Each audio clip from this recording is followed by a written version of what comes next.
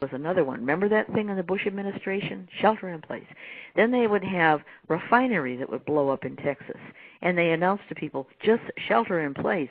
Well, what fool is going to stay where the refinery is about to blow? Everybody got in their cars and beat it out of there. So they wanted to see how gullible people were, because that was going to be one thing. They'd say, well, we know there's a tsunami coming, big tidal waves, so everybody shelter in place, and then they drowned. Well, people aren't that dumb. So it never came about, but it is the very wealthy, politically powerful, religious elite.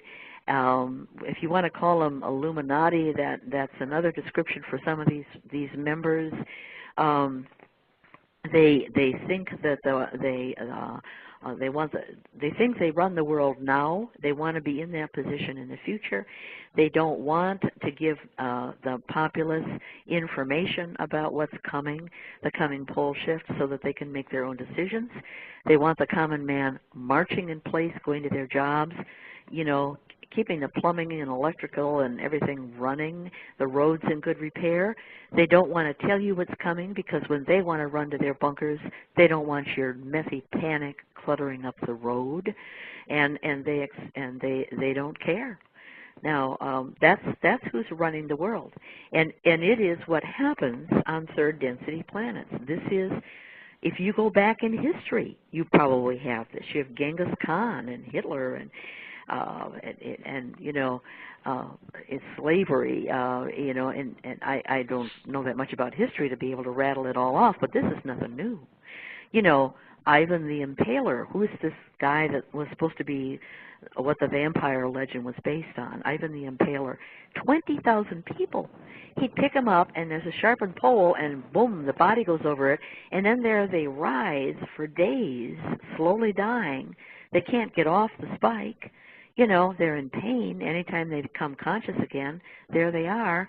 I mean, who would do that? But this guy is Ivan the Impaler. And Stalin was responsible for what? 40 million deaths of his country? I mean, in one I wanted to, since you're on the subject of Vlad or Dracula, because, I've definitely spoken with a lot of individuals in regards to those who do open up channels and also know how to play host and to take the deities or the whatever life form that it is, as long as it's on a superplus dimension, into their body. And what we've definitely noticed is that with the Merovingian Empire and even with the Templar Empire, of them being heavily related, especially with the Norse and the Celtic gods, to reptilian life forms and draconic beings, which is definitely a big portal that everyone that is definitely into communication and channeling can attest to being open.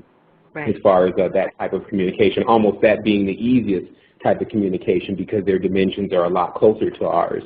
Yeah. What I wanted to talk about is what do you do in the case where, because of course, I mean, we know a lot here about, the Great White Brotherhood and definitely the Tibetan and the white gloves and the green gloves, and their whole network underground with Shambhala into the center of the earth and Agartha. And since the Zetas have told you that that's something that doesn't exist, but we definitely have even some of the highest, even Edgar Cayce himself, that knows of and spoke often in his books about the center of the earth and those of the Great White Brotherhood and the Darrows. What do you do when their information conflicts with directly what we know to even be something we can access now? Right. I understand what you're saying, and this is something that the Zetas have been asked about many times, and from the start. What about what Edgar Cayce said, or David Scallion, or this or that? What about the differences? And to some degree, they've addressed some things, like they said, like like the new North American continent, a map that Scallion has produced, and said, well, the West Coast is going to get flooded and this and that. And the Zetas has said, except for the fact that, the Pacific will wash over the coastal mountains and flood, the inland valleys, and it'll take weeks to drain, there won't be anything going up over the Sierras all the way to the Colorado border, for instance. It's not going to happen. So why that difference? And also Edgar Cayce said, well, Virginia Beach will be a safe place It's right on the coastline. Every part of the coastline is going to have 500 to 600 foot waves coming in. So he explained it to some degree, the Zetas did, as a difference in timing that Casey was talking about. When the Earth first stops rotation, the water flows to the poles away from the equator, and at that time it will seem that the water is draining away from Virginia Beach, but, blah, blah. Anyway, the bottom line is there is no way to reconcile a lot of prophecy or a lot of what people are getting. In fact, some of these reptilian races lie, and they lie all the service to self people lie. It's like the people that ran Enron, and they got up there and testified about what they were doing, or they were lying. If you're a controlling, greedy, think only of yourself, lying is part of it. So that lies that are made, they said in describing Satanism, that these are service to self spirits that come around, kill the baby, and you'll get the shiny new red car or the job or the promotion, but just kill the baby. And then the baby gets killed, but you never do get the red car or anything like that. But meanwhile, you've sold your soul. In other words, you've moved your soul further along the lines of having no feeling for others. The service to self lie, and they may be getting totally wrong information. So what the Zetas have pointed to when they're pressed, because there are so many sources that are, and on the increase, people that come forward and say, this, and I get email from it, this is what my spirit entities tell me, and some of it sounds, not half bad, but my standard answer is I just do Zeta talk, and the Zetas have emphasized from the start, look at our track record. What they have predicted will happen. Like the current weather is exactly what they predicted would happen. They've talked about, the increasing, they knew the Earth wobble was, we have a wobble where our planet X pushes our North Pole away every day and then bounces back. They knew this would cause, higher tides, sloshing inland and the like, and that the weather patterns would become, like vertical lines instead of the usual westerlies, that wobble back.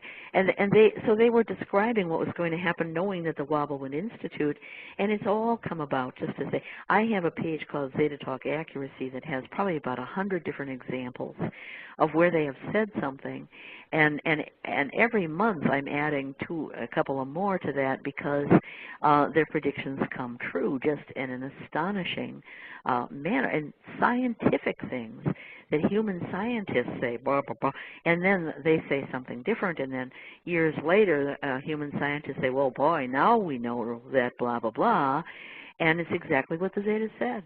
So, people have said, well, Zeta Talk must be a group of scientists talking to Nancy through remote viewing, like intruding on her head with telepathy and feeding her this stuff.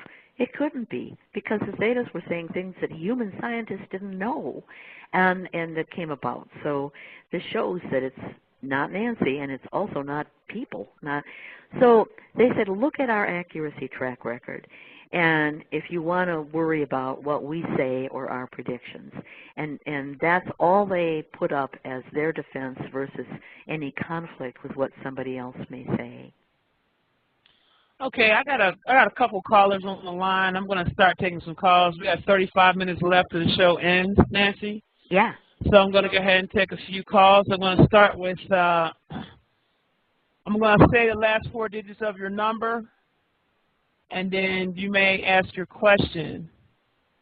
Caller number 4255, you're on the air. Do you have a question? Just listening. Thank you. Okay, not a problem. Let's see. Caller number 7532, you're on the air. Do you have a question? Yes, during the polar shift, does the entire crust of the world shift with the poles, or how do you survive an entire shift of the crust? You're riding a raft. Yes, it does. It's what happens is the entire globe starts to move, and it's a period of an hour, and it's moving so rapidly that the crust and actually all this thick magma stuff that's between the plates and the core rips enough that the crust is floating freely, and it goes a 90-degree angle so that for instance, Alaska is going to be on the equator, and Antarctica is going to be on the equator, and then it stops. And this is caused by the fact that Nibiru, Planet X, this rogue planet coming in and showing up on SOHO, flies over our head pretty quickly, and it's twisting and turning as it's adjusting to the sun's magnetic flow lines, coming out of its north pole, so that magnets don't like two north poles close together, and we're smaller, much smaller than this passing planet, so we get shoved, and our globe turns so quickly that the crust rips from the core, and it just stays there then, and the core kind of floats around and adjusts in north to south, but now that's why we have wandering poles. In the past, people say, well, the pole must have been here and then over here, and ice ages keep moving around. How come there was an ice age over France, which at the same latitude in Russia, the mammoths were eating grass and browsing all year, because France was the North Pole at that time. It was the crust had moved, and yes, it does. So the whole world, it's not really when you're moving that there's a problem, except for the fact that we will have hurricane force winds as the crust is moving under the atmosphere. To some degree, the atmosphere pulls with the land, pulls along with it. So to some degree, not. To the degree that it doesn't, we will have hurricane force winds, but no worse than hurricane force, because there's a break. The atmosphere will only move that fast, according to the Zeta. Not anything like Ed Dames predicted 300 miles an hour or 500 miles an hour or anything like that.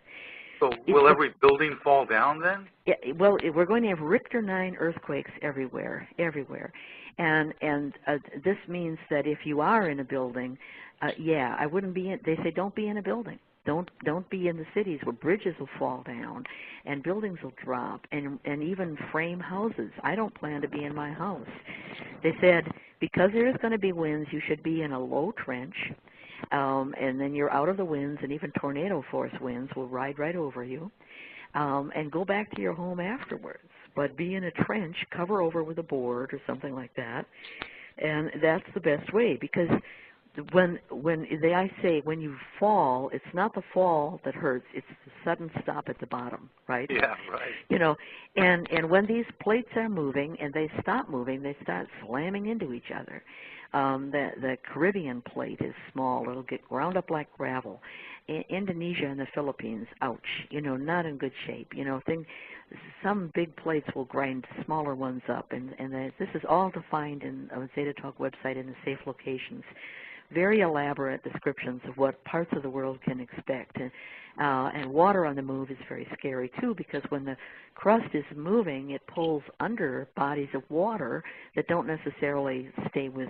So it's really kind of sloshing that goes back and forth, and where we get 500 to 600 foot high tidal waves moving inland. Even when you're 100 miles inland, you still have to be 200 feet above sea level to escape that tide, which now returns and goes to the other side of the ocean and back and forth till it settles. So when these plates stop moving, they're slamming into each other. That's a Richter 9 earthquake. And there's been a few of them, but buildings do fall down. And the Zetas say, just don't be in one. Don't be in the city. Right. Be out in the country, be in a trench. And it's really pretty simple. It doesn't take money to be a survivor. It's really, they said the rich are worse off than the poor. The rich are going to be clinging to their toys and surround themselves with militia. And the militia is going to turn on them. They're going to say, oh, why do I have to let old Mr. Beezer there, bark orders at me? I'll just knock him off and drink his liquor cabinet dry and take over and rape his daughter. So that's where the rich are going to be. But the poor, who are usually much more fit and doing the grunt work all along, learn how to garden, get chickens and goats, have your, rural area and just prepare to rebuild. Hand tools, you know. Yeah. And those who do so may be pleasantly surprised to find that benign aliens are trotting up and shaking your hand or their tentacle or whatever, you know. And, okay, great. Yeah. Thanks. You bet.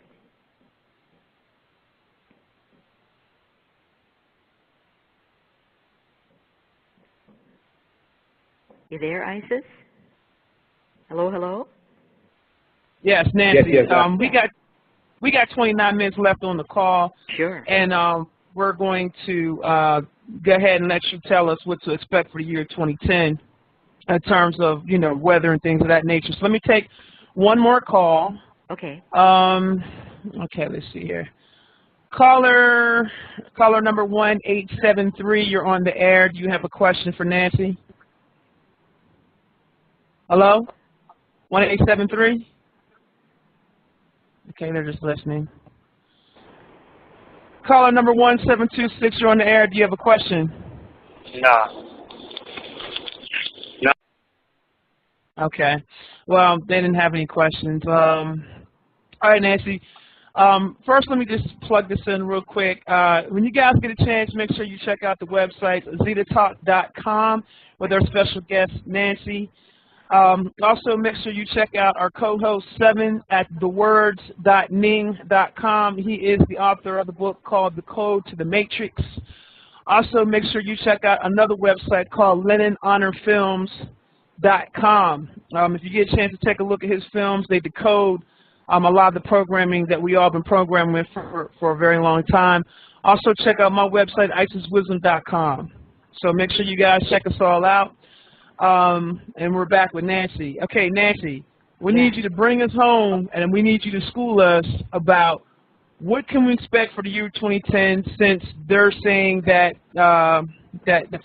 you know, the polar shift is going to take place, and or since you've seen the sync. I don't think they said anything to you about that, right? The Zetas haven't told you that, have they? Right. No. Actually, they're very firm about it. They said it's not their choice. The Council of Worlds has said, do not tell mankind the date. You know, this is part of that being our schoolhouse. And but a big part of this is, if the date were known and they were telling the date, then these bad guys, you know, the whole thing about chemtrail, we're going to kill you, we're going to inoculate you, we're going to, you know, whatever, kill off, you know, everybody we don't want to worry about, like the old and the sick and whatever, and they would really take action. You know, they would set forward and mow people down in the streets with their machine guns or whatever. So they don't want those people that think they run the world, you know, that have evil intent toward common man. They don't feel strong enough to do that today. You know, they say, okay, we're percolating along, we're the rich, you know, we run the banks, you know, we're in charge, but we don't want to rock the boat and change any of that and create dissension and riot and rebellion in people. So we don't want to start killing people off like crazy or herding people into railroad cars and taking them to work camps, because we wouldn't get away with it. We have to be close to the time of the pole shift to get away with it. Well, if they knew the date for sure, that as we get close to the date, this kind of stuff would start happening, see? So they're saying what you have to do is not tell the date, because the last weeks come in, and then there's going to be so much trouble and confusion and grief and lack of communication going on in the last weeks that these people will have run to their bunkers and will not be in a position to vaccinate you, chemtrail you, whatever.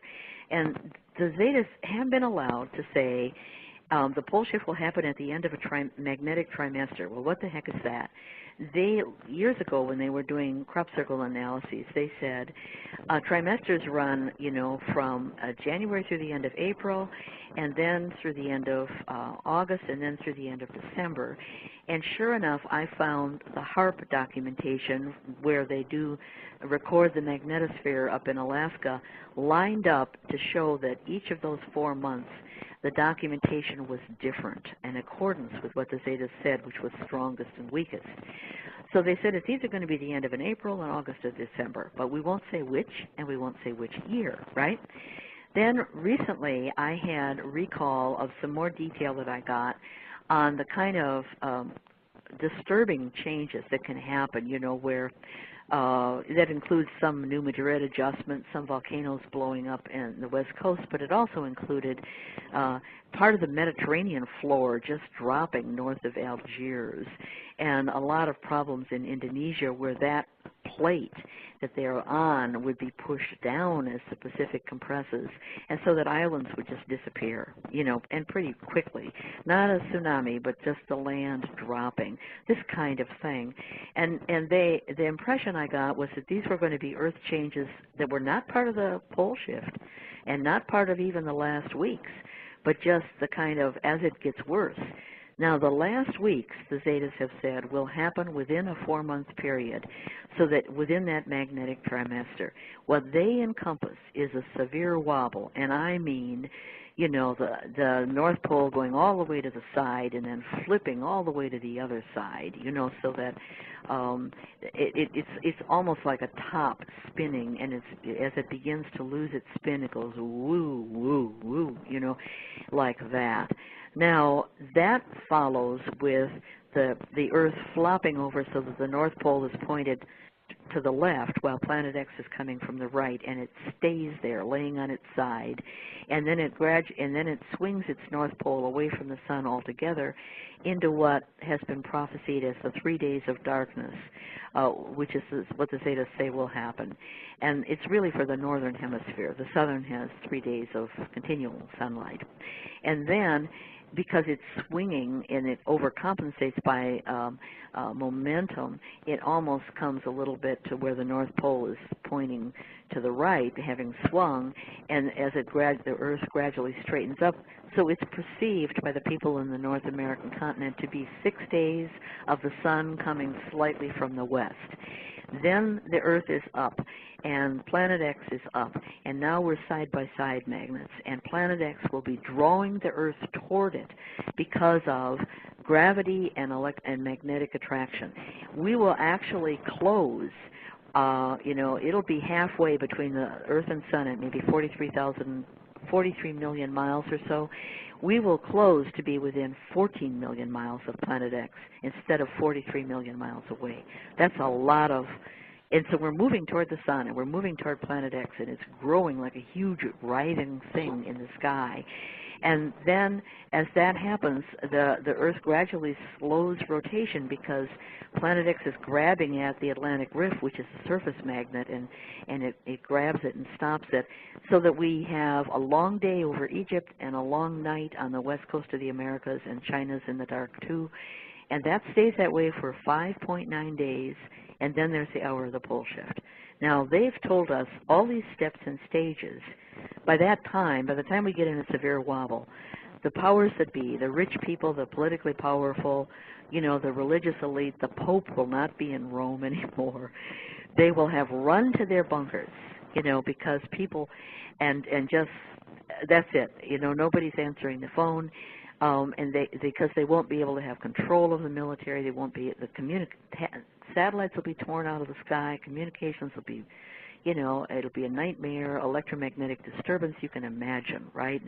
And so therefore, the common man, you know, can take themselves to safety and sort it all out. And yes, there will be Mad Max gangs and things, but, you know, in general, the Zetas have said they don't really run things like in the Mad Max movies.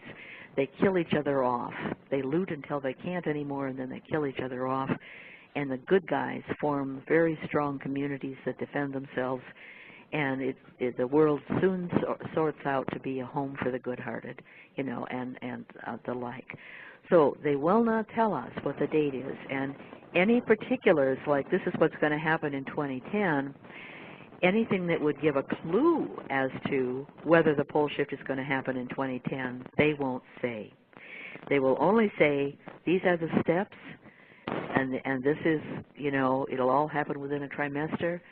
watch for the signs. And beyond that, we're just left to wonder, is it going to be 2010, 2011, 12, 13, 15? We don't know.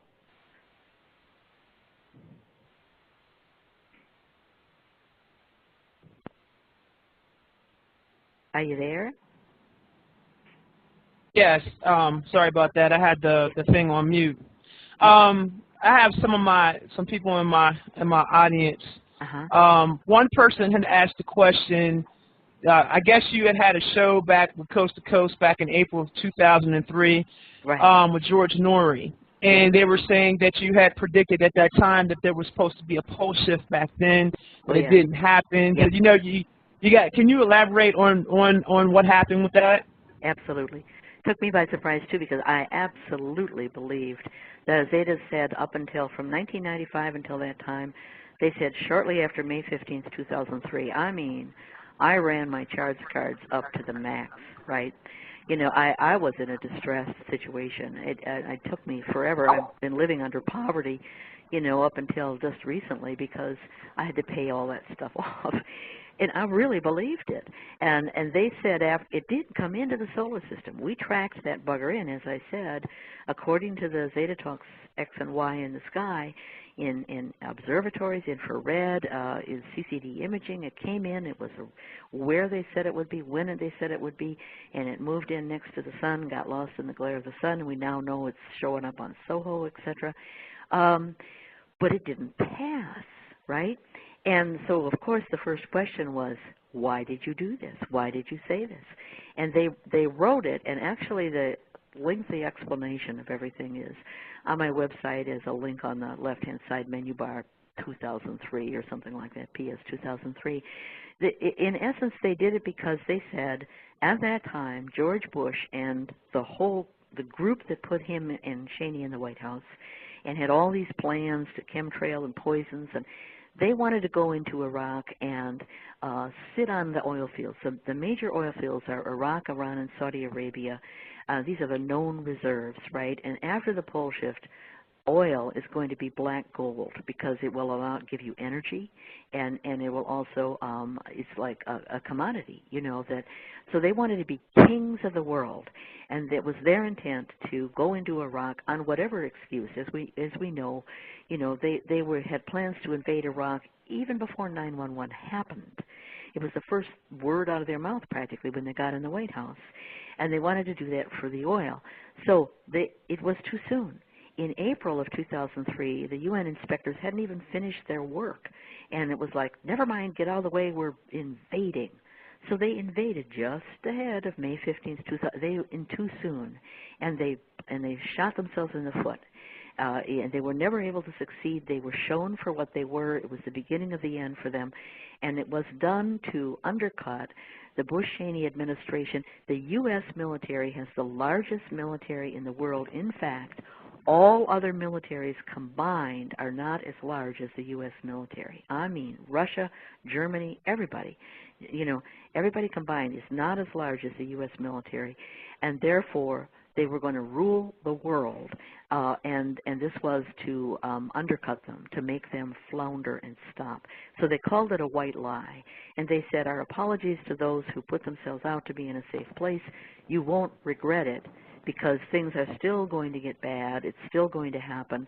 And if you move to the country and set up, you're not going to be sorry. When the time comes, you're going to say, at least I got a good head start.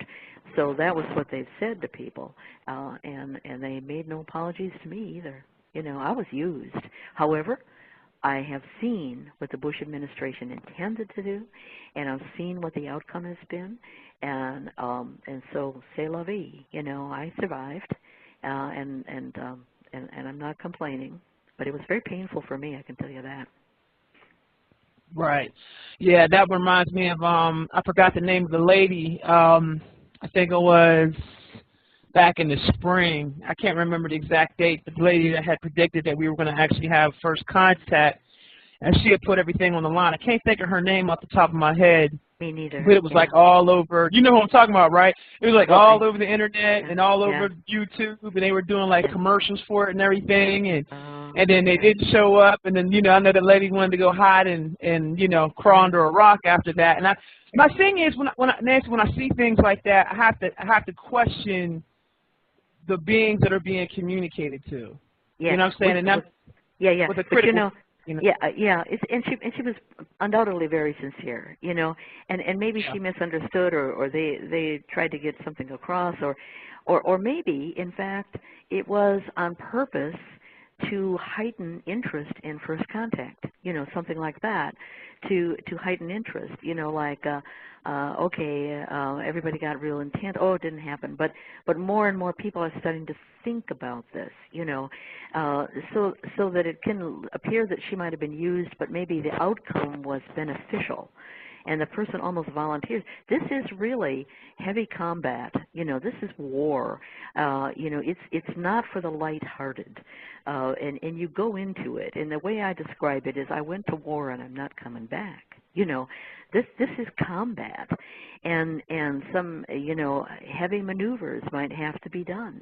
But I expected to have a life of pain, misery, and anguish, by being contact with the Zetas and going forward in public, and going forward and putting up that website and participating in chats and interviews. It can get pretty savage, and I anticipated that. But in the end, when I look back after this life is over, I'm going to say, is what I did and what I participated in, was that overall a beneficial thing? And do I feel good about this life, this lifetime? Right. So what can we expect as far as weather changes for 2010 in terms of when can we start? When do you feel that we'll start to see more changes in terms of like the little thing, the tetra? What's it called? The tetra something? How you pronounce it? Tetrahedron. Yes, it's tetrahedron. It's four triangles, in kind of like a floating pyramid thing, which has like two sides and a bottom, and it's a tetrahedron. Actually, it's happening pretty fast, and I think we're going to see that kind of a pace keep up. My feeling right after that came out, and that thing in Norway, that swirl, the neon cloud and the cloud that swirled, it was like a type of lightning grounding, they said. These neon clouds are from the tail of Planet X, which is wafting the Earth now and then, and it's greasy elements that create neon clouds. My first reaction was, what's next? And the way I read me is that my subconscious knows that we're going to start having a lot more really unexpected things happening. Now, the Zetas have said it's not linear. It kind of plateaus, it seems to plateau, but it's always building up. We keep getting more and more earthquakes. The USGS keeps lying about their strength and frequency, but people say, man, my house was shaking and the windows rattled and this and that and the sinkhole over in the neighbor's yard and something's going on, and the USGS says, oh no, everything's normal. There was no earthquake. And so it's gotten to the point where people don't believe NASA, and they don't believe the USGS, and they just don't believe any of these official sources that are trying to tell them everything is normal. Earthquakes are on the increase. Volcanic activity is on the increase. We're getting signs in the sky, halos around the moon, these weird swirls and neon clouds, and a lot of lightning displays, and weird cloud shapes. This keeps getting worse and worse all the time, and that's not going to back off. It's just going to continue to get that way. Sinkholes are absolutely epidemic. Bridges falling down, huge sinkholes opening up, trains derailing because all of a sudden the conductor will say, man, the thing is zigging and zagging in front of me, and whoops, I've derailed. Interference with electrical system, like Air France 447 that went down into the Atlantic. All electrical systems just stopped. And then we had some trains, that there was, I think, was a DC train, that it didn't work right. These little controls they have to say there's a train up in front, you have to slow and automatic braking kind of thing. Failure of these planes and trains, and dams are blowing up. We had a dam in Brazil that just stopped, because it got an electromagnetic pulse and southern half of Brazil and all of Paraguay, just that's blackout, you know, and it wasn't that a tree fell on an electric line or anything like that. Well, and we had one in Russia, the Sanyo-Sushka, I can never pronounce that right. A big transformer blew up because it was an electromagnetic pulse, and it sped it up, and it exploded. So this kind of thing will increase. So we have imploding buildings where the bottoms, the rock or the ground under the buildings just drops, and the plumbing and everything falls, pulling the building like a pucker down, you know, into its parking structures or underneath. We'll have more of that. We've already had some of that, but it'll get a lot more frequent. Earth farts, where the ground moves and the rock layers shift and slide over moldering vegetation that had been trapped during a prior pole shift, and everybody smells rotten eggs, and some people get sick and have to be taken to hospitals. We had one in January of 2007, all the way from London, all across the United States, from New York all the way across, over to Australia, where we were having all of this on the same darn day. So because the Earth adjusted on that day, and it was a lot of methane released. So we're going to have an increasing amount of that. They can't say just what day or to what extent, or is it going to get to the extent where we're into the last weeks because they're not allowed to. But one thing you can be sure of, it's going to keep increasing. Okay, Seven, do you have a question? Actually, yeah. You know, I just wanted. It looks like it's going to be the end of the show, so it's the top of the hour, and I really thought I just didn't want to open up any questions that couldn't get answered. Seeing that we have how much time left in the show? I have 7:52. 7 minutes. Yeah, we got 7 minutes. Oh, okay, so we do have a little bit of time. Okay. My final question would be the amphibian life form that have you run into in communicating with these beings and explaining anything about a war going on? I mean, basically the direct question.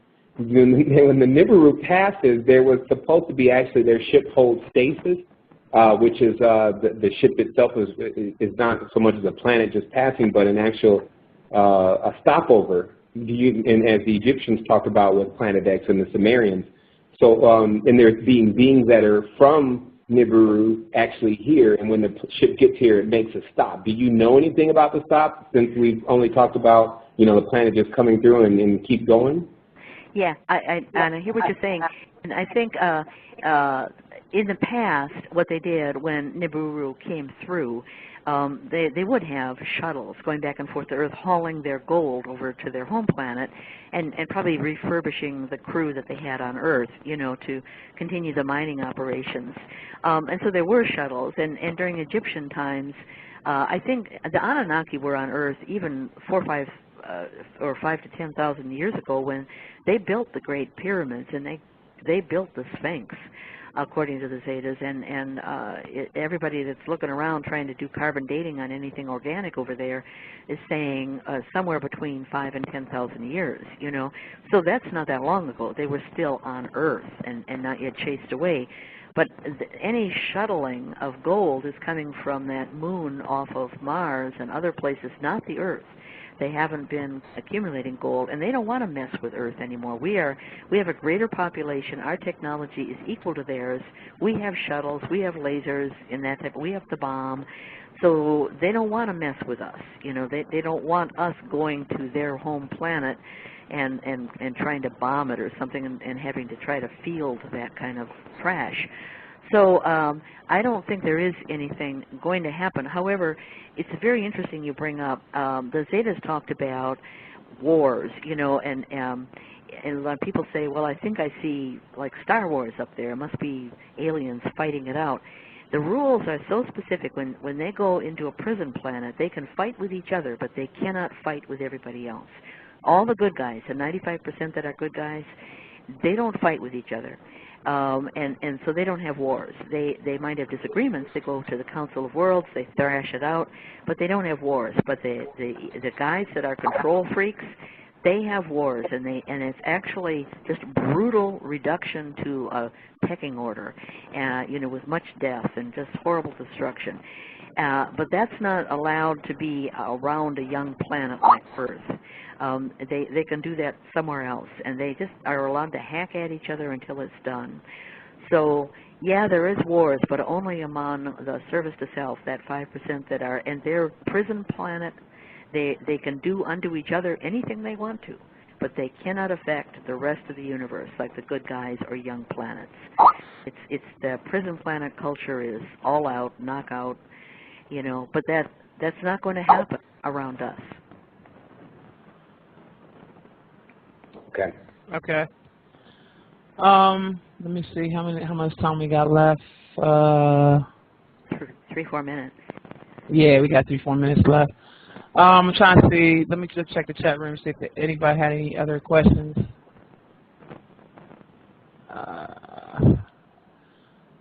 Okay. All right. All right, Nancy. Well, I appreciate you taking the time. It looks like they're all questioned out over here. People are saying thank you very much for the interesting info. When you guys get a chance, make sure you check out Nancy's site, zetatalk.com. That is zetatalk.com. I think there is a portion of her site that will let you know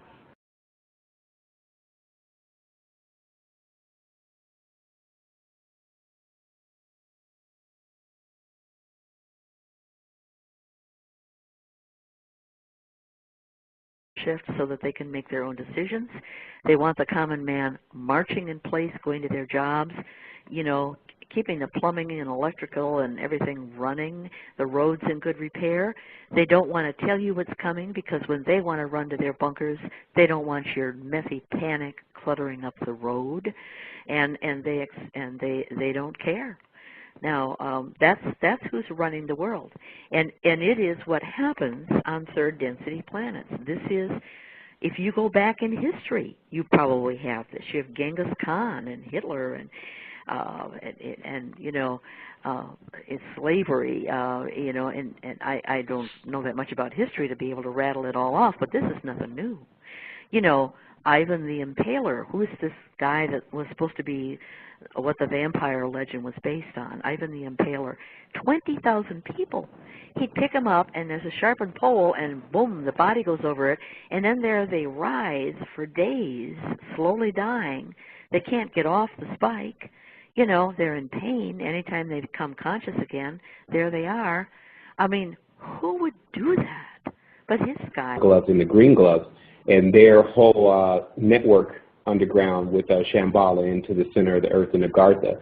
And since the Zetas have told you that that's something that doesn't exist, but we definitely have even some of the highest, even Edgar Cayce himself, that knows of and spoke often in his books about the center of the earth and those of the Great Right Brotherhood and the Darrows.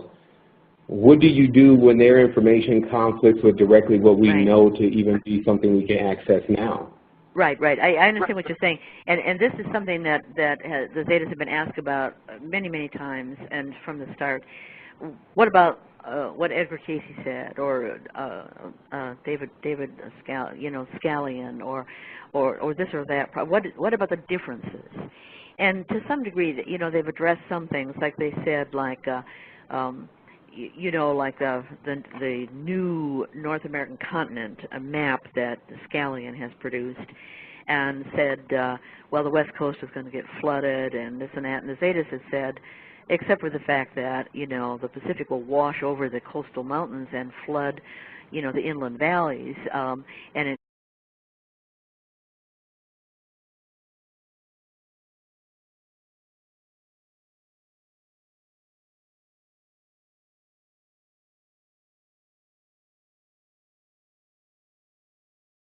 was another one. Remember that thing in the Bush administration? Shelter in place. Then they would have refinery that would blow up in Texas. And they announced to people, just shelter in place. Well, what fool is going to stay where the refinery is about to blow? Everybody got in their cars and beat it out of there. So they wanted to see how gullible people were, because that was going to be one thing. They'd say, well, we know there's a tsunami coming, big tidal waves, so everybody shelter in place, and then they drowned. Well, people aren't that dumb. So it never came about, but it is the very wealthy, politically powerful, religious elite.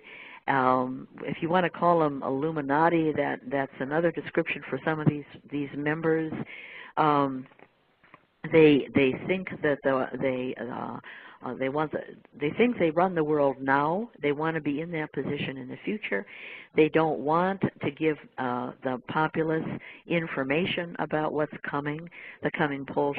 This guy is Ivan the Impaler, and Stalin was responsible for what? 40 million deaths of his country. I mean, in one. I wanted to, since you're on the subject of Vlad or Dracula, because, you know, I've definitely spoken with a lot of individuals in regards to those who do open up channels and also know how to play host and to take the deities or the whatever life form that it is, as long as it's on a superfluous dimension, into their body.